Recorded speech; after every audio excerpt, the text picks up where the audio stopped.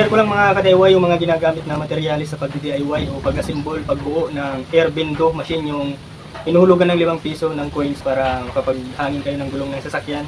May nagtatanong kasi kung ano yung mga materyales na kailangan gamitin sa ganito. I-share ko sa inyo mga ka-DIY.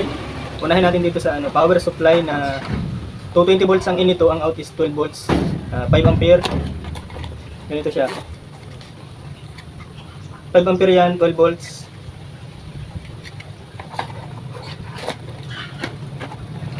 Tapos itong Allen timer, ganito siya. Allen timer na 1222. Pwede rin kayo gumamit ng ganito na Allen timer. Kaso nga lang, malaki ito, takaw space. Mas maganda ito, maliit. Graded na siya compare dito sa sinaunang Allen timer.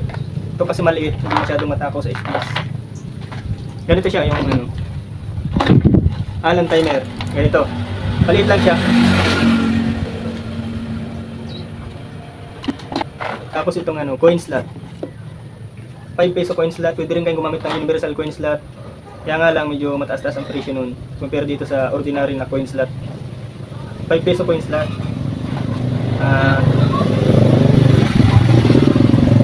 Solid state relay na 40 ampere.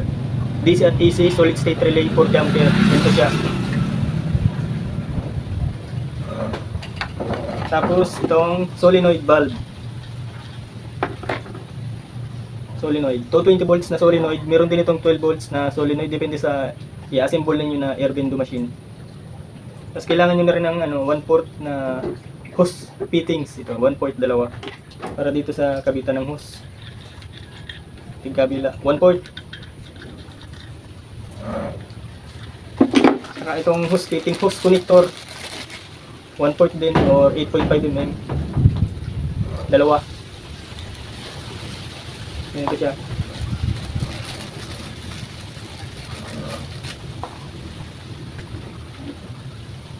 Tapos itong dalawang male plug, saka yung saksakan, yung female plug. Male at female. Saka hose clamp.